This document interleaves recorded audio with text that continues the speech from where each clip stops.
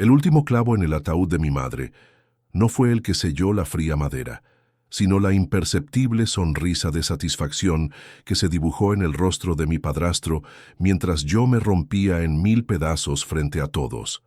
Allí estaba él, Ricardo, el empresario influyente, el filántropo respetado, recibiendo las condolencias con un par de lágrimas de cocodrilo perfectamente ensayadas. Sin embargo, sus ojos fríos y calculadores como el acero pulido me taladraban desde el otro lado de la sala del tanatorio.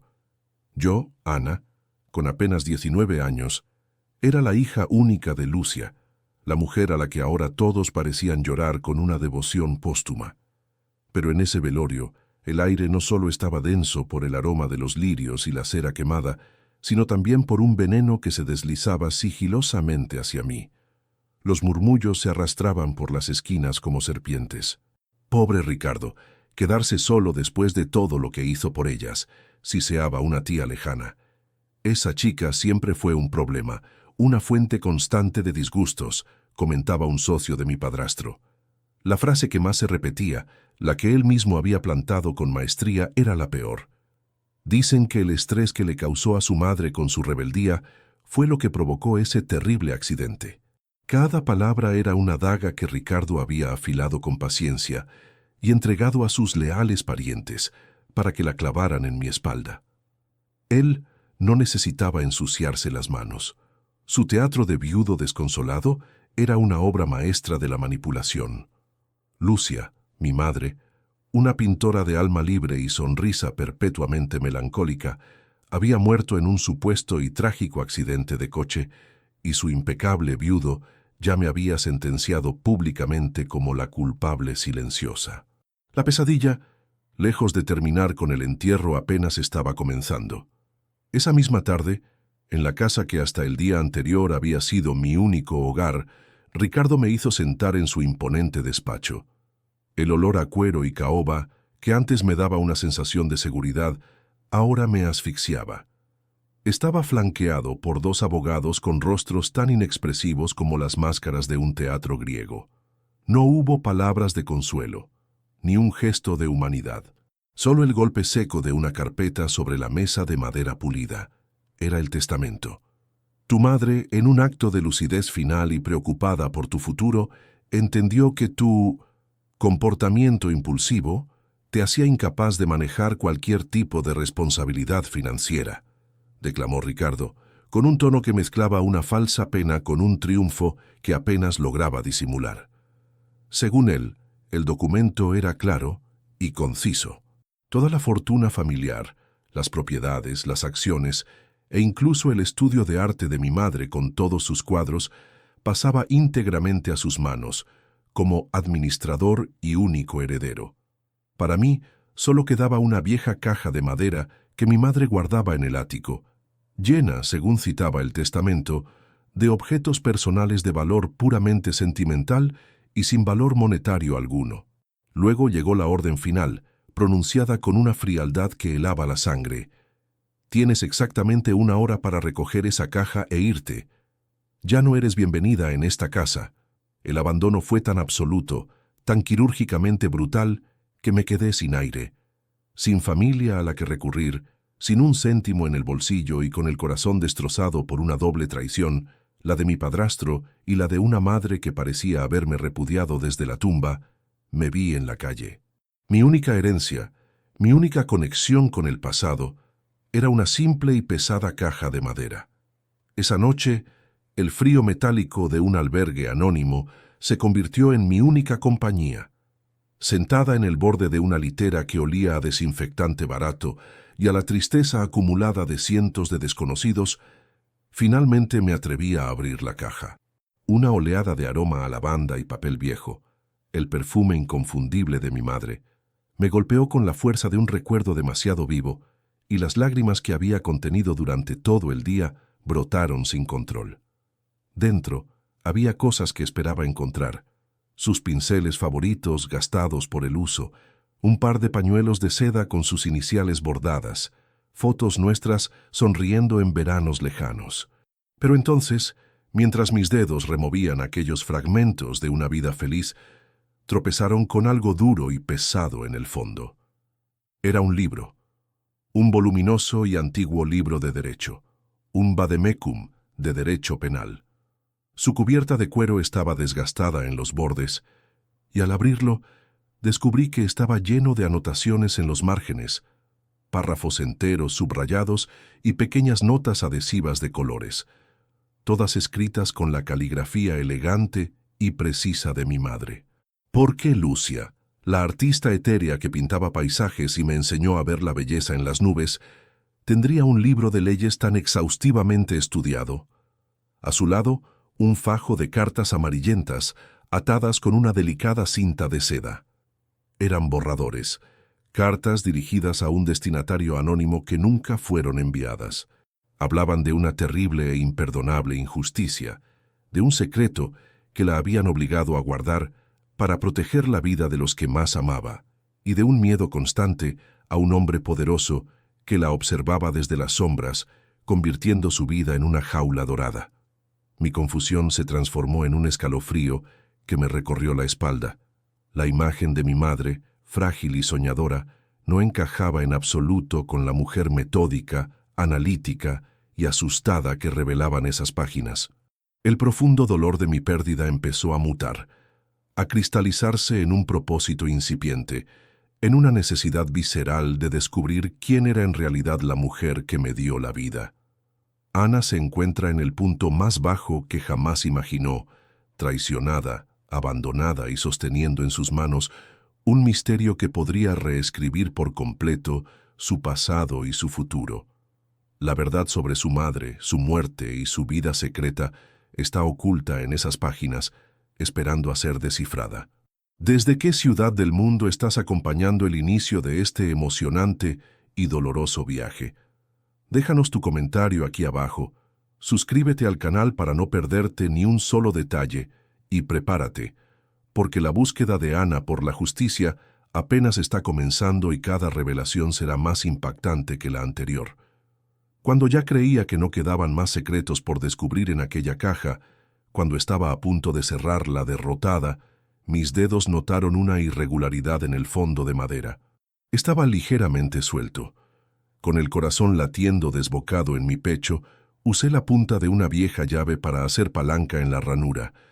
La madera cedió con un suave crujido, revelando un compartimento oculto que olía a tiempo y a secretos guardados. Dentro solo había una cosa, una fotografía antigua, ligeramente descolorida en los bordes. La saqué con manos temblorosas, como si fuera una reliquia sagrada. La imagen mostraba una versión mucho más joven y radiante de mi madre, sonriendo con una alegría pura, una felicidad tan desbordante que yo nunca se la había conocido. Pero no estaba sola. A su lado, un hombre apuesto y de mirada increíblemente inteligente la abrazaba protectoramente por los hombros. Ambos vestían togas negras de graduación y sostenían con orgullo unos diplomas enrollados. El shock me paralizó por completo, dejándome sin aliento. No eran diplomas de bellas artes. El sello de la universidad y las letras doradas eran inconfundibles. Facultad de Derecho. Y el hombre de la foto no era mi padre, fallecido hacía mucho tiempo, ni mucho menos era Ricardo.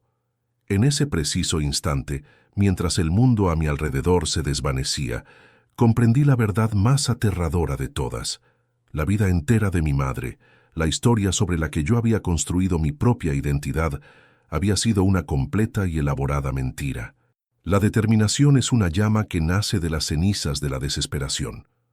Mi dolor, antes un océano que amenazaba con ahogarme, se había solidificado en un núcleo de hielo, afilado y peligroso.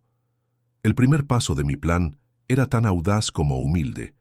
Necesitaba acceso a un arsenal de conocimiento legal, y la única forma de conseguirlo sin levantar sospechas era desde dentro. Una semana después, tras vender el único anillo de oro que mi madre me había regalado en mi 15º cumpleaños para poder comprar ropa decente para la entrevista, conseguí un empleo. Era un puesto en el equipo de limpieza nocturna del bufete de abogados más prestigioso de la ciudad, Monte San Castellanos, un templo de cristal y acero en el corazón del distrito financiero, el mismísimo epicentro del poder contra el que pretendía luchar. Mi nueva vida era una dicotomía brutal. De día, intentaba dormir en la ruidosa habitación compartida del albergue, aferrada a la caja de mi madre como si fuera un ancla. De noche, me convertía en un fantasma con un cubo y una fregona, invisible para los pocos letrados que trabajaban hasta tarde. Mi invisibilidad era mi mayor ventaja. Nadie repara en la mujer que vacía las papeleras. Nadie sospecha de la chica que pule el mármol del vestíbulo. Y nadie, absolutamente nadie, se imagina que esa misma chica, una vez que el último asociado apaga la luz de su despacho, se desliza en la biblioteca de 2 pisos, un santuario silencioso que olía a sabiduría y a cuero viejo. Las noches se convirtieron en mi refugio y mi campo de entrenamiento. Rodeada por miles de volúmenes que contenían las leyes que habían destruido a mi madre, sentía una extraña conexión con ella. El vademecum que me dejó era mi piedra de Rosetta. Con una dedicación febril, comparaba sus anotaciones crípticas con los textos de la biblioteca, aprendiendo a la fuerza un léxico que me era completamente ajeno. Jurisprudencia, recurso de casación, prevaricación. Cada término que lograba descifrar era una pequeña victoria, un paso más cerca de la mujer que se ocultaba tras el velo de la artista. Comprendí que sus cartas no eran simples lamentos, sino un análisis meticuloso de un caso legal, lleno de referencias a artículos y sentencias. Estaba construyendo una defensa, o quizás una acusación, desde las sombras de su propia vida. El agotamiento físico era inmenso, pero mi mente estaba más despierta que nunca, impulsada por la cafeína barata y una sed de justicia que me quemaba por dentro. Fue en una de esas madrugadas, mientras intentaba comprender un complejo argumento sobre fraude corporativo, cuando una voz a mi espalda me hizo saltar. Eso es material denso, incluso para un estudiante de último año. Me giré, con el corazón en la garganta esperando ver a un guardia de seguridad. Pero en su lugar encontré a un joven de mi edad, con una sonrisa cálida y unos ojos curiosos. Era Bruno, uno de los pasantes estrella del bufete, conocido por su ambición y su encanto. Lo había visto un par de veces, siempre rodeado de otros jóvenes prometedores. «¿Te interesa el derecho?», preguntó, sin rastro de acusación en su voz, solo genuina curiosidad. El pánico inicial dio paso a una cautela instintiva. Una parte de mí, la que anhelaba desesperadamente una mano amiga en medio de mi soledad absoluta, quería confiar. Pero otra voz, un eco helado de las advertencias de mi madre sobre la confianza y la reciente traición de Ricardo, me gritaba que huyera. Viendo mi vacilación, Bruno se acercó y bajó la voz. «Mira, no sé cuál es tu historia, pero he visto la forma en que miras estos libros. No es curiosidad, es hambre». Su empatía parecía tan real que desarmó una parte de mis defensas. En un impulso de riesgo calculado, decidí darle una migaja de mi verdad. Le conté que estaba investigando un viejo asunto familiar, una injusticia que había sufrido mi madre, y le enseñé una de las cartas, una que mencionaba un caso pero sin nombres comprometedores. Bruno leyó la carta con el ceño fruncido y una concentración que me impresionó. «Esto es fascinante», dijo. «La terminología es impecable. Quien escribió esto sabía exactamente de lo que hablaba. Se ofreció a ayudarme. Con su acceso a las bases de datos legales del bufete, podría buscar los números de caso, los nombres de los implicados, cosas que para mí serían imposibles de encontrar». Era una oferta demasiado buena para rechazarla. Durante los días siguientes, Bruno se convirtió en mi aliado secreto. Nos encontrábamos en la biblioteca, susurrando teorías y conectando pistas. Sentí una punzada de esperanza por primera vez en mucho tiempo, la sensación de que ya no estaba sola en mi cruzada. Sin embargo, lo que yo no podía ver era que cada noche, después de dejarme con una sonrisa tranquilizadora, Bruno enviaba un mensaje de texto a un número guardado como Tío R. El mensaje era siempre corto y preciso. «Sigue investigando el caso de la farmacéutica. Me ha dado el nombre de Ottavio, está mordiendo el anzuelo». Una semana después, Bruno llegó a nuestro encuentro nocturno con una expresión de triunfo. Lo tengo, Ana. Lo tengo todo, dijo extendiendo unas hojas impresas sobre la mesa. Mis ojos devoraron el texto. El hombre de la fotografía, el amor secreto de mi madre, se llamaba Otavio Méndez. Había sido un abogado prodigio, un defensor de causas justas, que estaba a punto de convertirse en socio del bufete más importante de su época. Pero su carrera se había desintegrado de la noche a la mañana. Fue acusado de aceptar un soborno millonario para perder deliberadamente un caso contra una poderosa compañía farmacéutica, un caso que representaba a familias cuyas vidas habían sido arruinadas por uno de sus medicamentos defectuosos. Otavio fue inhabilitado, humillado públicamente, y desapareció sin dejar rastro. La historia era terrible, pero fue la última línea del informe de Bruno la que hizo que el suelo desapareciera bajo mis pies. El nombre de la compañía en el centro del escándalo, la empresa que Otavio supuestamente había ayudado a ganar el juicio, era Farmacéutica Vitatec. El aliento se me quedó atrapado en la garganta. Vitatec era la pequeña y casi quebrada empresa que mi padrastro, Ricardo, había comprado por una miseria justo después de que el escándalo la hundiera, para luego transformarla en el multimillonario imperio sobre el que había construido toda su fortuna y su reputación. La conexión era innegable y monstruosa. No era una coincidencia. Era el origen de todo. Las madrugadas en el bufete Monte San Castellanos tenían su propia liturgia del silencio.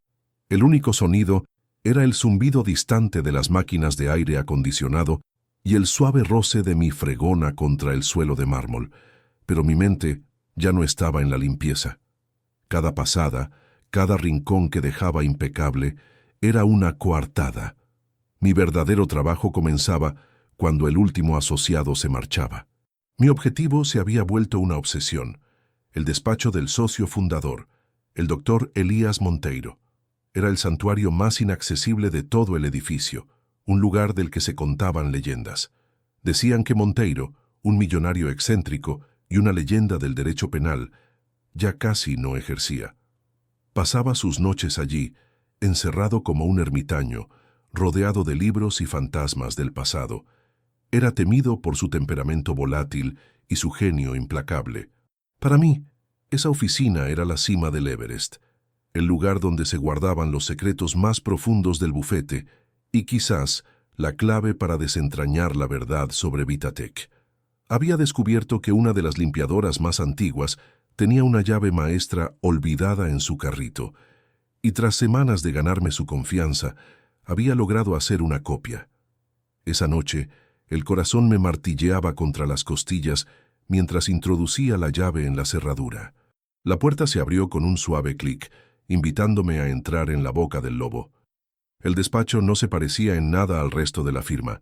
No había acero ni cristal, sino roble oscuro, estanterías que se elevaban hasta el techo abarrotadas de volúmenes encuadernados en cuero y un pesado escritorio de caoba que parecía haber presenciado un siglo de conspiraciones. El aire olía a papel antiguo, a tabaco de pipa y a whisky. Era el refugio de un hombre anclado en otro tiempo. Sobre el escritorio, bajo la luz de una lámpara de banquero de tulipa verde, había un expediente abierto. Me acerqué con el sigilo de un ladrón. El nombre en la cubierta me heló la sangre. Vitatec. Revisión del caso de responsabilidad civil de 2004. Mis manos temblaban mientras lo abría. Dentro estaban los detalles del juicio que había arruinado a Otavio. Olvidando por completo dónde estaba, saqué de mi bolsillo las fotocopias de las cartas de mi madre y el vademecum, extendiéndolas sobre una esquina del escritorio. Estaba completamente absorta, cruzando datos, conectando las anotaciones de Lucia con los tecnicismos del expediente, cuando una sombra se proyectó sobre los papeles. Me quedé petrificada. Lentamente, levanté la vista. En el umbral, recortado por la luz del pasillo, estaba él, el doctor Monteiro.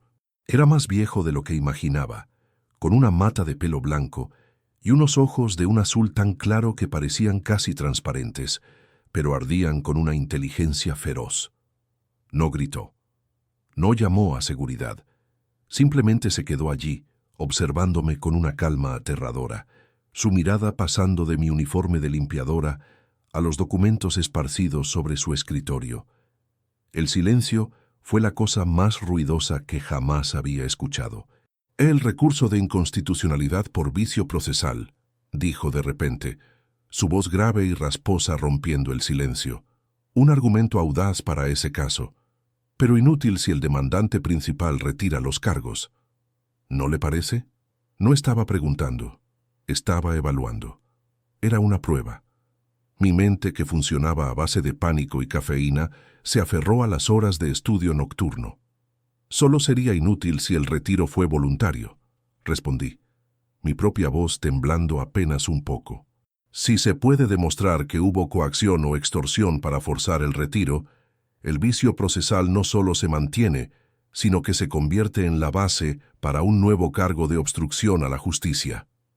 Monteiro arqueó una ceja, un movimiento casi imperceptible.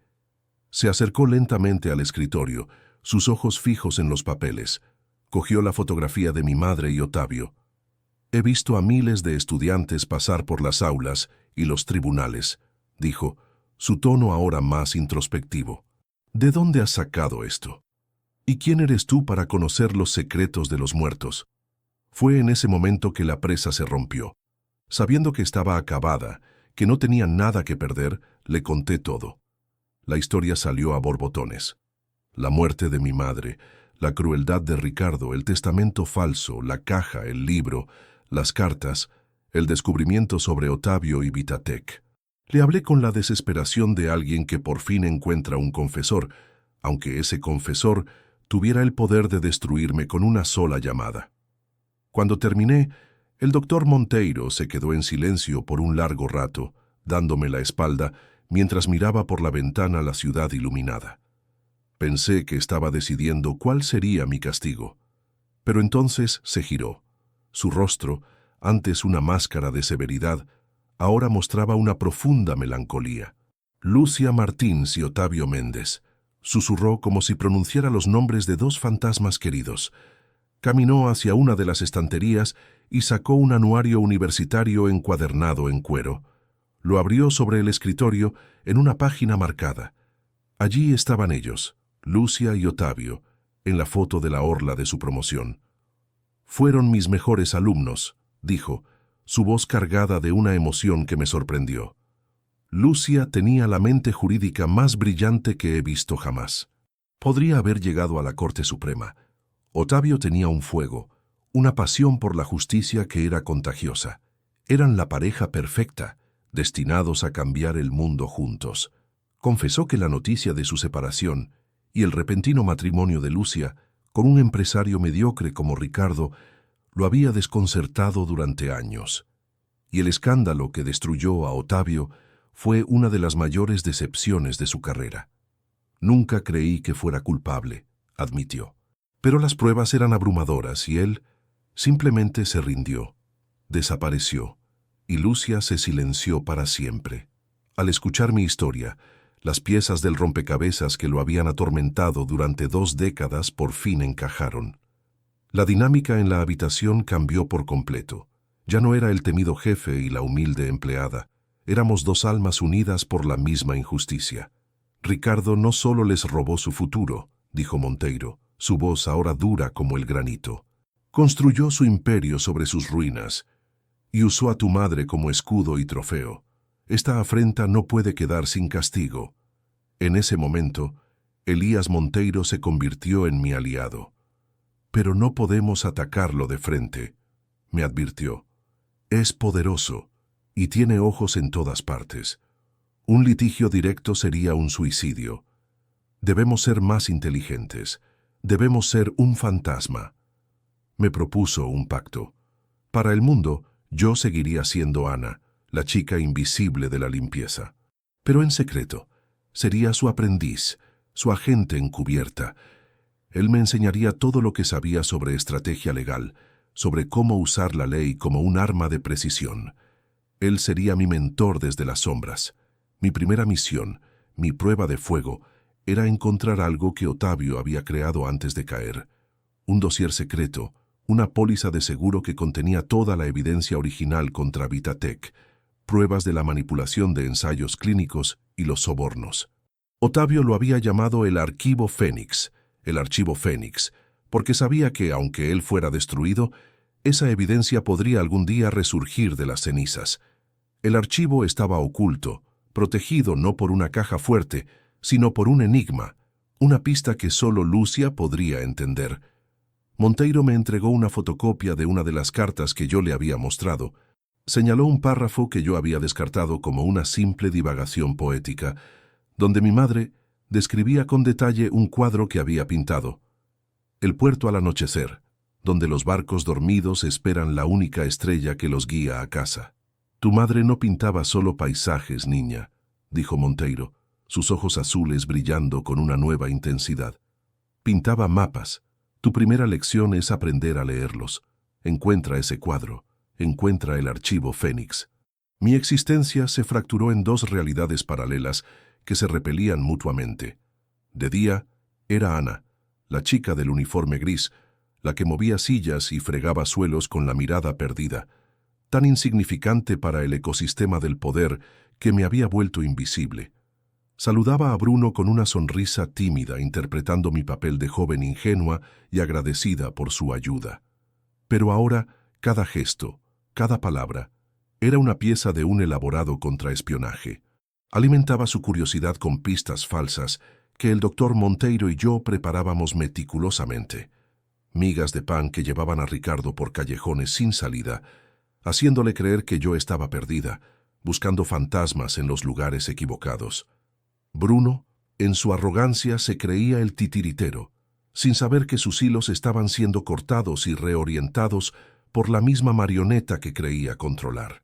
Cada vez que me entregaba un descubrimiento, que yo misma le había servido en bandeja, sentía una mezcla de asco y un frío poder. Estaba aprendiendo el juego, y era más sucio de lo que jamás imaginé. Por la noche, la verdadera Ana despertaba. En la penumbra del despacho del doctor Monteiro, la limpiadora desaparecía y emergía la estratega. Nos sumergíamos en un torbellino de archivos, planes y lecciones de derecho que iban mucho más allá de los libros. Monteiro me enseñaba a pensar en ángulos, a anticipar los movimientos del adversario, a encontrar la debilidad oculta tras la fortaleza aparente. La ley no es un escudo, es una espada, me repetía. Y tú debes aprender a blandirla con precisión letal. Nuestra obsesión era el enigma del cuadro, el puerto al anochecer, donde los barcos dormidos esperan la única estrella que los guía a casa. Descartamos la idea de un puerto real. Era una metáfora, un mapa emocional. Monteiro me guió a través de los archivos personales de mi madre que había logrado recuperar de un antiguo depósito. Entre catálogos de exposiciones y críticas de arte, encontramos la pista. Años antes de casarse con Ricardo, Lucia había sido parte de un colectivo de artistas que utilizaba una antigua nave industrial en el barrio portuario, una zona ahora decrépita y olvidada de la ciudad. El colectivo se llamaba Estrela do Mar, la estrella del mar. El corazón me dio un vuelco. La estrella que guiaba a casa, la galería o lo que quedaba de ella, era un esqueleto de ladrillo y vigas de acero oxidadas. El aire olía a humedad, a salitre y a la descomposición de los sueños. Monteiro me esperó en el coche, insistiendo en que este era un viaje que debía hacer sola. Entrar allí fue como profanar una tumba. El suelo crujía bajo mis pies, cubierto de polvo y escombros. En las paredes, los fantasmas de murales se desvanecían bajo capas de mugre y grafitis. Era un lugar muerto, pero yo sentía la presencia de mi madre en cada rincón, la energía de su juventud y su esperanza. Recordé la descripción de la carta, el puerto al anochecer. No era el tema del cuadro, era su ubicación. En la pared más alejada, la única que recibía un tenue rayo de la luz del atardecer a través de un ventanal roto, había un lienzo solitario, cubierto por una lona polvorienta. Con el corazón en un puño, tiré de la tela. Y allí estaba. Un paisaje marino oscuro y tormentoso, barcos anclados bajo un cielo de tonos violáceos. Pero en la esquina superior derecha, una única estrella brillaba con una pincelada de pintura dorada, que parecía desafiar la oscuridad. Era ese. Sin embargo, al tocarlo, me di cuenta de que el verdadero secreto no estaba en la pintura. Estaba detrás. Con manos temblorosas, descolgué el pesado cuadro. En la parte posterior del bastidor de madera, pegado con cinta adhesiva, había un sobre grueso y amarillento. Dentro del sobre no estaba el archivo Fénix. En su lugar, encontré dos objetos. El primero era una pequeña y ornamentada llave de caja de seguridad bancaria. El segundo era una carta, una última carta de mi madre, dirigida a mí. La letra era firme, pero las manchas de lágrimas habían emborronado algunas palabras, convirtiéndola en un testamento de su dolor. Mi querida Ana, comenzaba. Si estás leyendo esto, es porque el miedo finalmente me ha vencido. Pero mi amor por ti no. Quiero que sepas la verdad. No la que te han contado, sino la que me vi obligada a enterrar. Otavio nunca fue un traidor. Era el hombre más honorable que he conocido. Estábamos a punto de destapar los crímenes de Vitatech cuando Ricardo se cruzó en nuestro camino.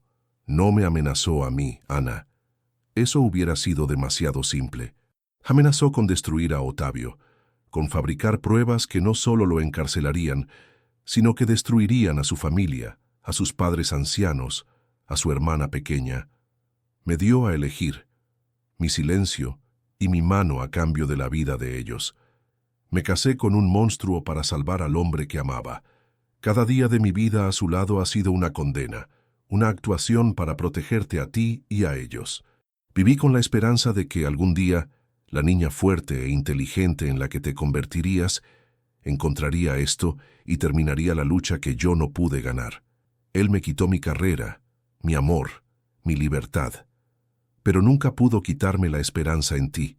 Usa esta llave. Trae la verdad a la luz. Vénganos a todos. Las lágrimas corrían por mi rostro, pero no eran de tristeza. Eran de una rabia purificadora. El peso del supuesto abandono de mi madre se desvaneció, reemplazado por la carga de su sacrificio. Mi lucha ya no era solo mía, era su legado. El banco era una institución antigua y discreta, de las que se especializan en clientes que valoran la privacidad por encima de todo. Gracias a los contactos de Monteiro, pude acceder a la caja de seguridad usando la llave y una copia de mi certificado de nacimiento, tal como indicaban las instrucciones de mi madre. El empleado del banco me guió a una pequeña cámara privada y me dejó sola con la caja metálica. Esperaba encontrar dentro un voluminoso dossier, el famoso Archivo Fénix, lleno de pruebas irrefutables. Pero al levantar la tapa, mi aliento se cortó. Dentro no había ningún archivo, no había documentos legales, ni informes, ni pruebas. Solo había un objeto, un pequeño diario de cuero negro con las iniciales de mi madre, LM, grabadas en oro desvaído. Era su diario personal. Con manos temblorosas lo abrí. Las páginas estaban llenas de su caligrafía, relatando años de miedo, soledad y una vigilancia silenciosa. Pasé las páginas rápidamente, buscando una entrada final, una última pista, y la encontré. La última página había sido escrita el mismo día de su muerte. La caligrafía era casi ilegible, trémula, escrita con una prisa desesperada. Él descubrió que encontré su contacto. Sabe que iba a hablar. Está viniendo hacia aquí ahora mismo. Si algo me sucede, Ana, escucha. La prueba final no está en los papeles. Ricardo es demasiado listo para eso. Está en el testimonio de la única persona que él nunca consiguió callar del todo. Busca a la testigo niña. Busca a la testigo niña.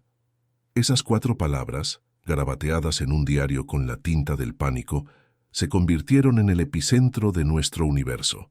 De vuelta en el santuario de roble y cuero del doctor Monteiro, el silencio era más pesado que nunca.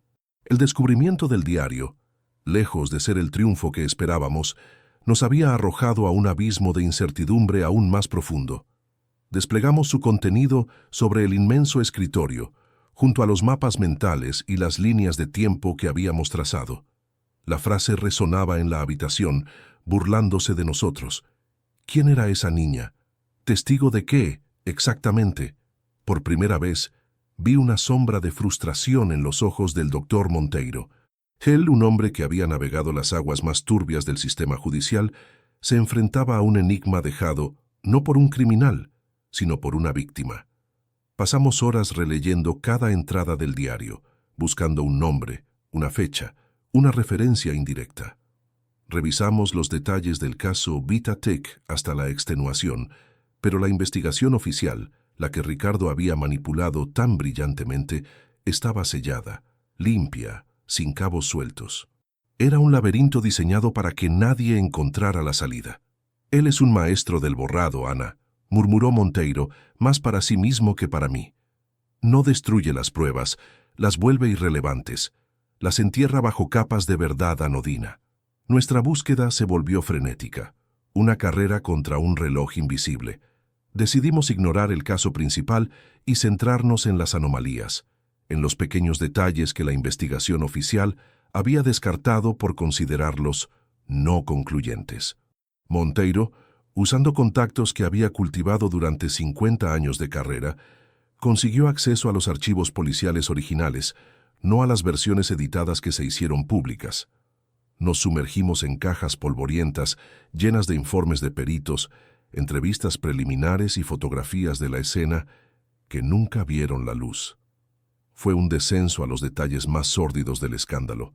Y fue allí, en un anexo olvidado del informe forense sobre el supuesto suicidio del investigador jefe de Vitatech, el doctor Mateo Alarcón, donde encontramos la fisura. Alarcón era el científico brillante que había descubierto la toxicidad del medicamento y se había negado a firmar el informe final. Su muerte, convenientemente ocurrida una semana antes de que tuviera que testificar, fue declarada suicidio por una sobredosis de barbitúricos. El caso se cerró.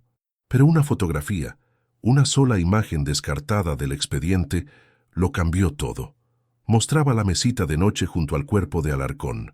Sobre ella, junto al frasco de pastillas vacío, había un pequeño vaso de leche a medio terminar y un dibujo infantil hecho con ceras de colores, representando a dos figuras adultas y una niña bajo un sol sonriente. Un policía novato había anotado al margen posible presencia de la hija menor en la habitación horas antes del suceso. No relevante para la investigación de suicidio. La testigo niña, susurré, sintiendo un escalofrío recorrer mi cuerpo. El doctor Alarcón tenía una hija. Se llamaba Clara. En el momento de la muerte de su padre, tenía 8 años. La lógica era brutal y clara. Si Alarcón fue asesinado o coaccionado para que pareciera un suicidio, su hija podría haber visto u oído algo. Ella era la única variable que Ricardo no habría podido controlar por completo. A partir de ahí, la búsqueda cambió de dirección. Ya no buscábamos un documento, sino a una persona. Una persona que, si seguía viva, habría pasado los últimos 15 años mirando por encima del hombro. La investigación para encontrarla fue ardua. Su madre, destrozada por la tragedia, se la había llevado de la ciudad, cambiando sus apellidos y cortando lazos con todo su pasado. Monteiro activó su red de investigadores privados, viejos lobos de mar que sabían cómo moverse por las sombras. Mientras tanto, yo me sumergía en el mundo digital, buscando en foros de personas desaparecidas, en archivos de redes sociales, cualquier rastro digital que una joven de su edad podría haber dejado. La carrera era doblemente peligrosa.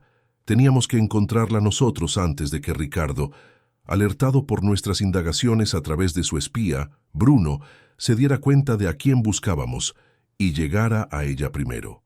Finalmente, tras semanas de una tensión insoportable, uno de los investigadores de Monteiro dio con ella. Clara Alarcón ahora se hacía llamar Laura Sánchez. Vivía en un pequeño apartamento en una ciudad costera a cientos de kilómetros de distancia, trabajando como diseñadora gráfica desde casa, llevando una existencia deliberadamente anónima y solitaria. El informe del investigador era claro. Era una mujer marcada por el trauma, desconfiada y extremadamente celosa de su privacidad. Monteiro insistió en que él debía hacer el primer contacto, usando su autoridad como abogado, pero yo lo detuve. Un hombre con un traje caro solo le recordará a los hombres que destruyeron a su padre, le dije. Esto no es un asunto legal para ella, es una herida abierta, déjame ir a mí. Hablaré con ella no como una abogada, sino como la hija de Lucia Martins. Encontré a Laura, o Clara, en el paseo marítimo, dibujando en un cuaderno de bocetos, con la mirada perdida en el mar. Cuando me acerqué y pronuncié su verdadero nombre, Clara Alarcón, su cuerpo se tensó como un resorte. Sus ojos, grandes y asustados, se clavaron en mí. El pánico y la hostilidad eran una barrera casi física. No sé de quién me habla, siseó, empezando a recoger sus cosas para huir.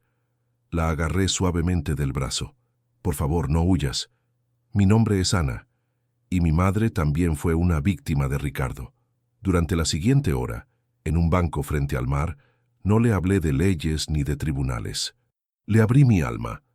Le conté mi propia historia de abandono, la mentira en la que había vivido, el sacrificio de mi madre. Saqué el diario de Lucia y se lo enseñé. Le leí los pasajes donde mi madre se lamentaba por no haber podido ayudar a la familia Alarcón. Nuestros padres fueron destruidos porque sabían la verdad, le dije, mi voz quebrándose por la emoción. Nuestras madres fueron silenciadas, una por la muerte, la otra por el miedo. Pero nosotras estamos aquí, Clara. Somos su legado. Somos la voz que ellos no pudieron tener. Juntas, podemos terminar lo que ellos empezaron. Vi cómo su coraza se resquebrajaba, cómo las lágrimas comenzaban a surcar su rostro. Me contó lo que recordaba de aquella noche, no un suicidio, sino una discusión a gritos. Recordaba la voz de su padre, aterrorizada, y la voz de otro hombre, una voz suave pero amenazante. Recordaba haber visto a Ricardo salir del despacho de su padre. Después, solo el silencio. El trauma la había obligado a enterrar ese recuerdo, pero mi historia se lo devolvió con una claridad devastadora. Fortalecida por mi coraje, con una nueva luz de determinación en sus ojos, Clara aceptó testificar. El doctor Monteiro actuó con la velocidad de un rayo. Con Clara a salvo en un piso franco que él mantenía para testigos protegidos, utilizó una brillante maniobra legal. Solicitó la reapertura del caso del testamento de mi madre, alegando coacción y fraude. Era el pretexto perfecto, el caballo de Troya que nos permitiría entrar en el tribunal y, una vez dentro, desatar el infierno. La audiencia se fijó para la mañana siguiente. La víspera del juicio fue la noche más larga de mi vida. Estábamos en el piso franco, Clara y yo, repasando los detalles una última vez. La tensión era palpable, una mezcla de miedo y una esperanza electrizante. Estábamos a punto de lograrlo. Pero entonces, un ruido nos heló la sangre. El sonido de un coche deteniéndose bruscamente en la calle desierta de abajo. Luego, el crujido inconfundible de la grava bajo varias pisadas acercándose a la puerta principal. Miré por la mirilla. 2 hombres corpulentos, vestidos de oscuro, estaban en el porche. No eran policías. Eran los mismos hombres que había visto alguna vez haciendo de guardaespaldas de Ricardo. Bruno, nuestro supuesto aliado, había cumplido su última traición. Nos habían encontrado. El pomo de la puerta comenzó a girar lentamente. Estábamos atrapadas. El momento final ha llegado. Si has seguido la increíble lucha de Ana hasta aquí, no te muevas. Suscríbete al canal, deja un like y prepárate, porque la justicia que estás a punto de presenciar cambiará todo para siempre. El sonido del pomo de la puerta girando fue el chasquido que rompió el mundo. Clara ahogó un grito, y yo la empujé instintivamente detrás de mí, agarrando lo único que tenía a mano, una pesada lámpara de mesa. Mi mente corría a 1000 por hora, pero mi cuerpo estaba paralizado. Estábamos en una ratonera. Sin embargo, justo cuando el primer golpe pesado resonó contra la puerta, mi teléfono vibró con un mensaje de un número desconocido. El teatro tiene más de una salida. Mira debajo de la alfombra del salón. Estoy en el callejón trasero. Tienes 2 minutos. E.M. Monteiro. Su mente de estratega había estado 3 pasos por delante. Tiré de la alfombra persa revelando una argolla de metal empotrada en el suelo de madera. Con un esfuerzo desesperado, levanté la trampilla, descubriendo una pequeña escalera de servicio que descendía a la oscuridad, mientras los golpes en la puerta se convertían en un estruendo furioso. Bajamos en silencio, el olor a humedad y a tierra llenando nuestros pulmones. Escapamos por un túnel estrecho que desembocaba en el callejón, donde un coche negro sin distintivos nos esperaba con el motor en marcha. El doctor Monteiro estaba al volante, con una calma que desmentía el peligro mortal que acabábamos de esquivar. «Ricardo se ha puesto nervioso», dijo con una leve sonrisa, «y los hombres nerviosos cometen errores». Llegamos al Palacio de Justicia cuando la audiencia ya había comenzado. El lugar era un circo mediático que Ricardo, en su arrogancia, había ayudado a fomentar para presenciar su triunfo final. Nosotras entramos por una puerta trasera, deslizándonos en nuestros asientos justo cuando el abogado principal de mi padrastro, un hombre de sonrisa reptiliana llamado Figueroa, estaba en medio de su discurso de apertura. El contraste era desolador. De un lado, Ricardo, impecable en su traje a medida, rodeado por un batallón de abogados caros y seguros de sí mismos. Del otro, un anciano y venerable doctor Monteiro y yo, una chica que parecía haber dormido en un callejón. El juez, un hombre de rostro severo y visiblemente impaciente, parecía ya convencido por el aura de poder de Ricardo. Figueroa me señaló con un gesto despectivo. «Señoría, lo que tenemos aquí no es una disputa testamentaria, sino la trágica pataleta de una joven desequilibrada.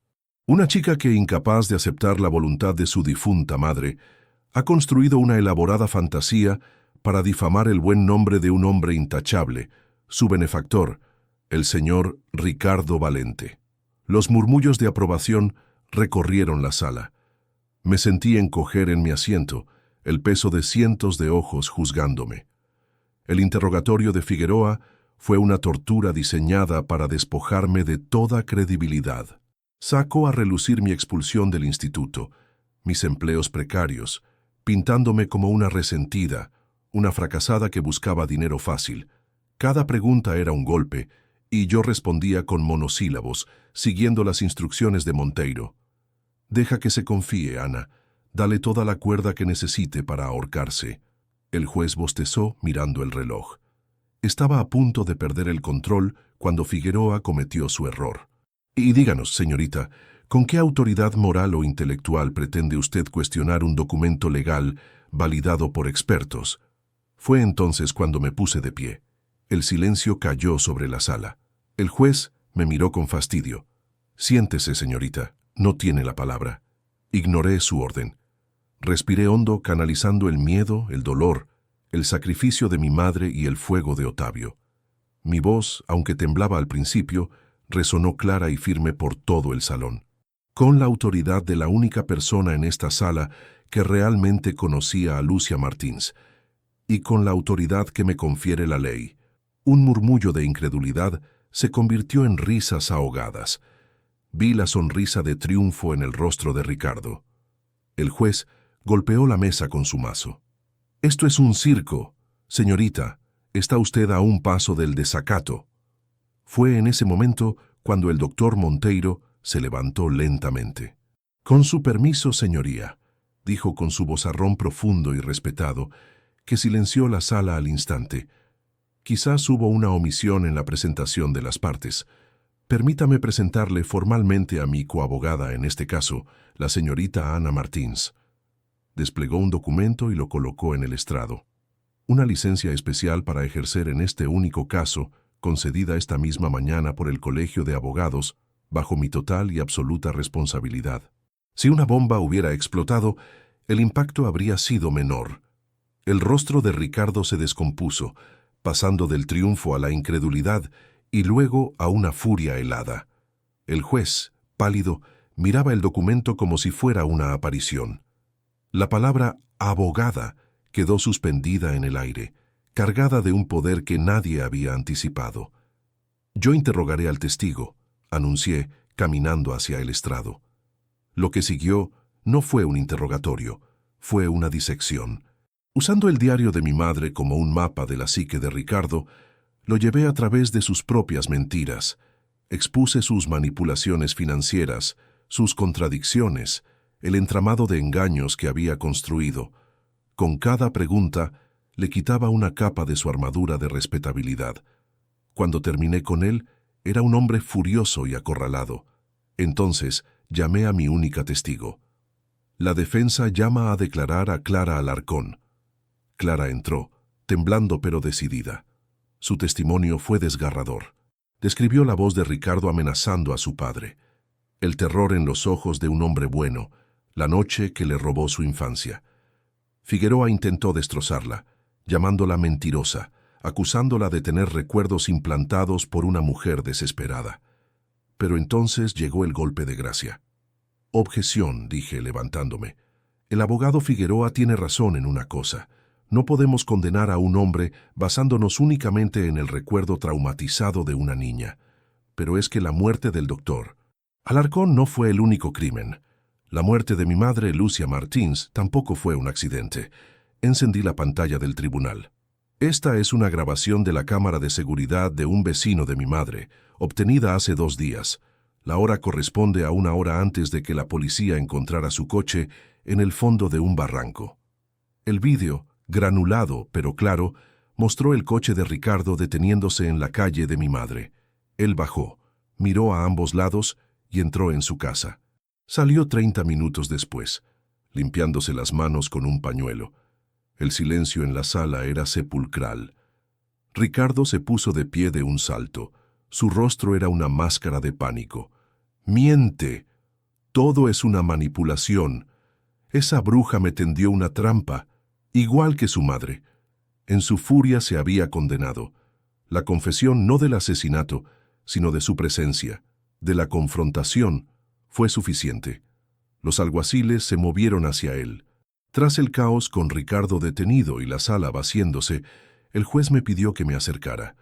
Su rostro, antes tan duro y despectivo, ahora estaba lleno de una profunda y solemne congoja.